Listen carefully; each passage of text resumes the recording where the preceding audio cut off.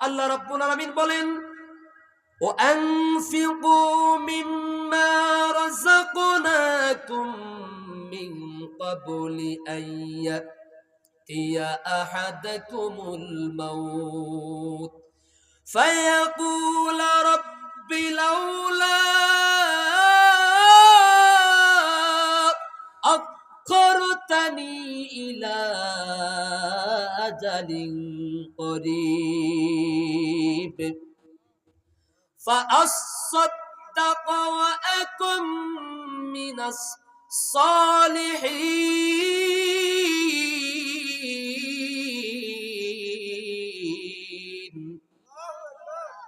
আল্লাহ রাব্বুল আলামিন আদেশ দিচ্ছেন, ওয়ানফিকু, তোমরা ব্যয় করো। কি করো?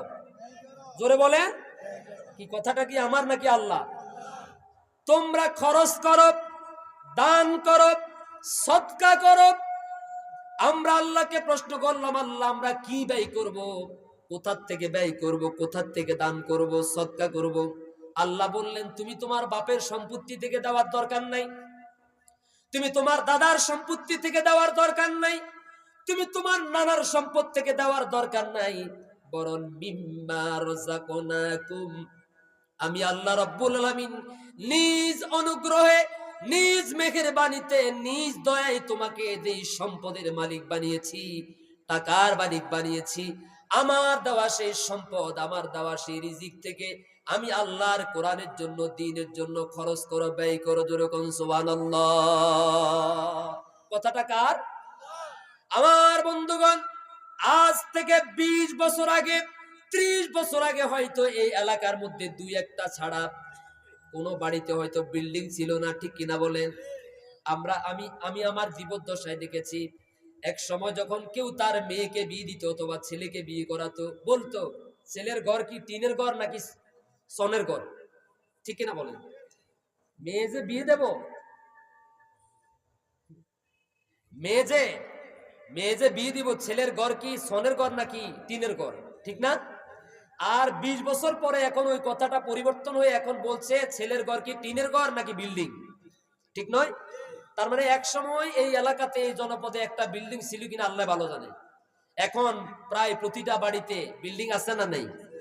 এই মেহেরবানি, এই অনুগ্রহ আমাদের প্রতি কে করেছেন? জোরে বলেন। এক সময় এক ডিসিম জায়গার মালিক ছিলেন না, আল্লাহ রাব্বুল আলামিন এখন নিজ মেহেরবানিতে, নিজ অনুগ্রহে কানি কানি জমিনের মালিক বানিয়েছেন, ব্যাংকের কোটি কোটি টাকার মালিক বানিয়েছেন, বড় বড় ব্যবসা প্রতিষ্ঠানের মালিক বানিয়েছেন। সেই আল্লাহ ওই একই কথা বলছেন, আমি আল্লাহ তোমার যা দিয়েছি, আমার দেওয়ার সম্পদ, আমার দেওয়ার রিজিক থেকে আমার রাস্তায় দান করো, খরচ করো। সুবহানাল্লাহ।